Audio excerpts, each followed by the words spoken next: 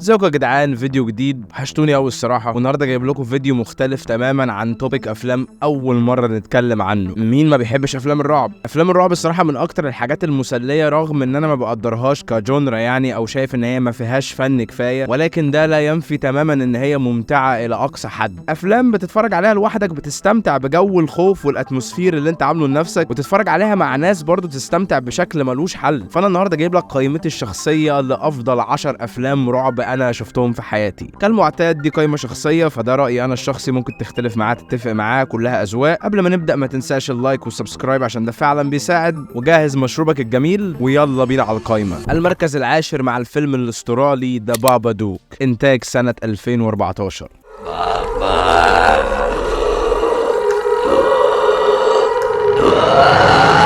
فيلمنا بيحكي عن ام وابنها صعب قوي في التعامل، متعب جدا ومزعج قوي. وفي يوم من الايام بيطلب منها تقرا له قصه عشان يعرف ينام، فبتدور في الكتب بتلاقي قصه عمرها ما قرتها قبل كده تحت اسم مستر بابادوك. والقصة دي ببساطة بتحكي عن وحش جسمه ضخم جدا عايش في بيتك وبيظهر بمجرد ما انت تسمح له بكده. الفيلم ده ممتع بشكل مش طبيعي، وللناس كمان اللي بتحب الرعب وتعذيب النفس والحاجات دي الفيلم ده هيكون مناسب قوي ليكم. لما شفت اول مرة على MBC2 ما قدرتش اقلب، لان شدني جدا ستايله الغريب. مشاهد الرعب حلوة قوي في الفيلم ده، كتابة وعمق للشخصيات مش منتشر كتير في اعمال الرعب الحقيقة، واداء تمثيلي عبقري من الام، من الادوار اللي اتعملت بشكل متماسك قوي، وكان باين الاداء التمثيلي وجودة الاداء التمثيلي للممثله الرئيسيه. ساعتين من المتعه والرعب الصراحه، ولازم تشوفه. والمركز التاسع مع احدث فيلم معانا في القائمه، انا بتكلم عن فيلم Talk to Me، انتاج سنه 2023. They like you.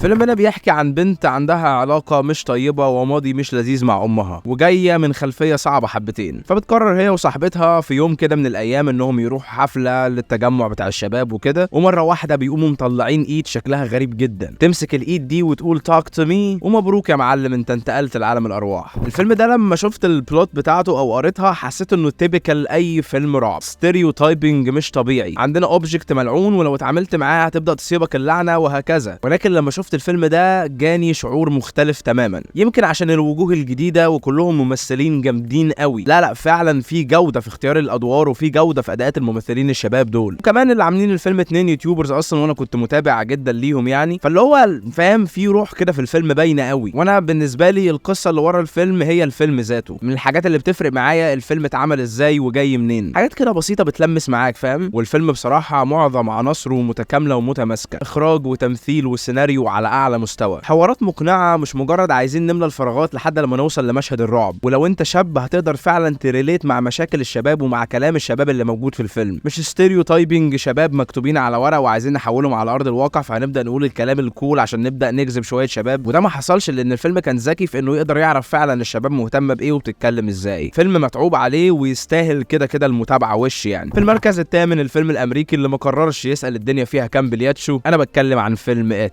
انتاج سنه 2017.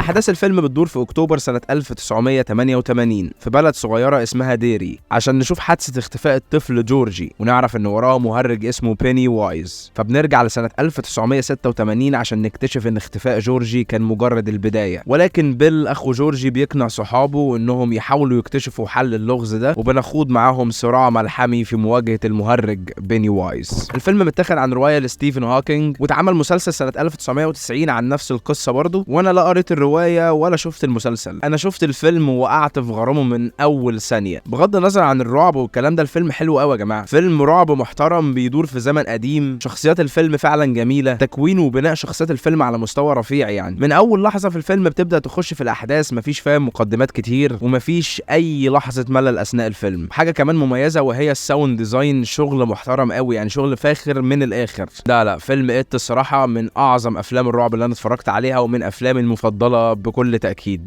وفي المركز السابع أحد أشهر سلاسل الرعب حاليا، وهو The Conjuring الجزء الأول.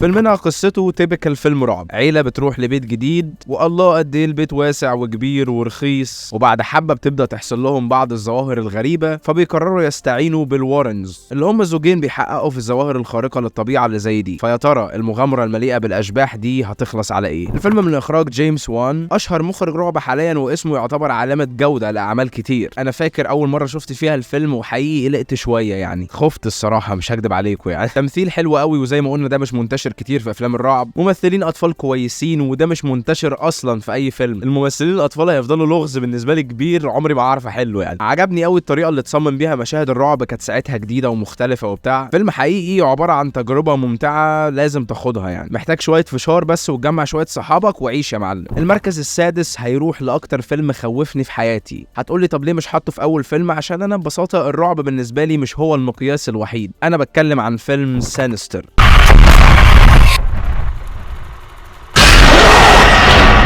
فيلمنا بيحكي عن واحد شغال ككاتب جرايم، اللي بيحاول يشوف ظواهر غريبة أو قصص خارقة للطبيعة ويبدأ يحلل ده ويكتب عنه روايات. فبيحاول يعمل رواية أخيرة، فبيقرر ياخد عيلته ويروحوا بيت قتلة اسمهم الجريزلي. وأثناء بحثه داخل البيت بيلاقي شرايط كده متسجلة، فبيبدأ يتفرج عليها، وهنا بتبدأ رحلتنا الغريبة. الفيلم ده مناسب للي مفيش حاجة بتخوفه، وتجربة مؤلمة جدا بالنسبة للناس اللي شبهي. يعني كنت بتفرج لوحدي والدنيا ضلمة، فكل الأجواء مهيئة يعني إن أنت تخاف، والحقيقه ما عرفتش انام يومها الصراحه، مش هكدب عليكم، يعني انتوا زي اخواتي يعني. لا بجد صعب، فيلم صعب قوي. حبيت جدا اداء ايثن هوك، ولكن الحقيقه الرعب والتوتر في الفيلم ده هو بيطغى على كل شيء. يعني سينستر تجربه فعلا مرعبه، وما تتفرجش عليه لوحدك يا عم الالفا ميل، اتفرج عليه مع ناس برضه. ولو وصلت في الفيديو لحد هنا ما تنساش اللايك والسبسكرايب، عشان احنا داخلين دلوقتي على التوب 5. فيلا بينا ونبدا التوب 5 باشهر سلسله افلام رعب على الاطلاق. انا هنا بتكلم عن فيلم ساو الجزء الاول.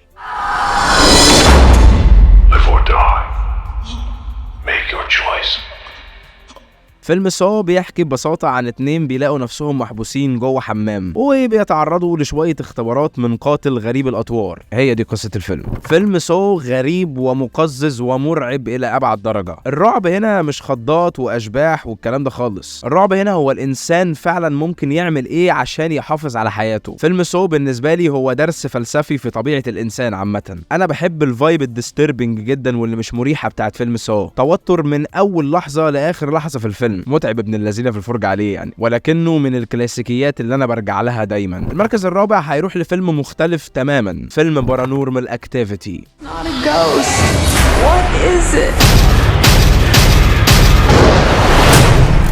الفيلم بيحكي عن كابل بيروحوا بيت وبيواجهوا ظواهر غريبه. فكك بقى من القصه المهروسه دي، ارميها في الزباله. الفيلم ده عبقري، عبقري في طريقه تصويره الغريبه والجديده جدا. ساعتها الفيلم متصور كده بطريقه تحسسك ان انت عايش مع الناس، اكنك طلعت موبايلك النوكيا ورحت مصور ايه اللي بيحصل معاك. الزوايا الغريبه اللي تحسسك ان انت فعلا داخل جوه الاحداث. يا راجل ده كان في زوايا من كاميرا المراقبه بتاعت اوضه النوم. لا فيلم مختلف تماما. اول ما نزل في امريكا الناس طلعت من الفيلم بتقول ده اكتر تجربه مرعبه انا شفتها في حياتي. انت بتنسى ان انت بتتفرج على فيلم اصلا، للدرجه دي الفيلم واقعي بشكل كبير. الفيلم ده تجربه فعلا بارانورمال. دخلنا في المثلث الذهبي، والمركز الثالث هيروح لجيت اوت.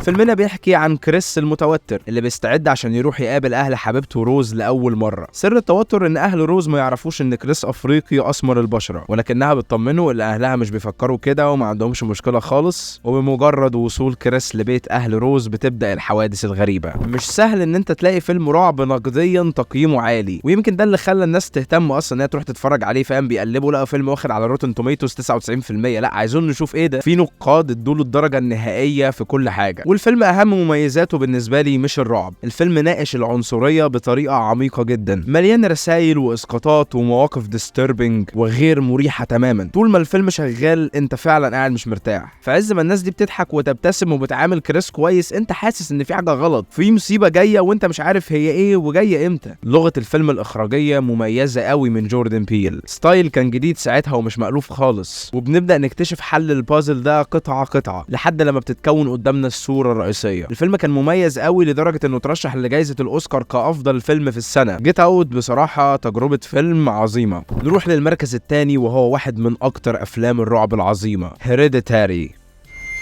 I just don't want to put any more stress on my family. القصة بتدور عن عيلة مفككة عايشين في بيت منعزل بعيد عن العالم، وكل فرد من أفراد العيلة مريب بشكل أو بآخر، وبيحصل حدث مهم وهو وفاة جدتهم. وبعد موت الجدة بنبدأ نشوف الأحداث الغريبة والمرعبة بالتوالي. تمثيل تمثيل تمثيل للصبح، أداء تمثيلي خرافي من معظم الشخصيات خصوصا توني كوليت، حاجه كده وورلد كلاس، حاجه كده فاهم، ماستر بيس. رعب مدروس وجيد وطريقه طرح فعلا مميزه، اخراج على اعلى مستوى من اري استر. انا بالنسبه لي زي ما قلت الفيلم ماستر بيس. الفيلم مليان كمان رمزيات وانا بحب ده جدا، بحب اقعد اتفرج على الفيلم واهتم ابحث وراه وادور دي معناها ايه ودي مش معناها ايه، وهنا كان بيرمز لايه وده اسقاط على ايه. انا بحب الافلام دي. الفيلم مليان توتر وشد اعصاب ومشاهد فعلا صعبه ومرعبه في غرابتها. هيريديتاري تجربه على بعضها ملهاش وصف الحقيقه، لازم انت تخوض التجربة بنفسك. والمركز الاول هو تحفة ستانلي كوبريك الخالدة، ولو قلنا يا رعب هنقول ذا شاينينج. Here's Johnny. I'm coming down.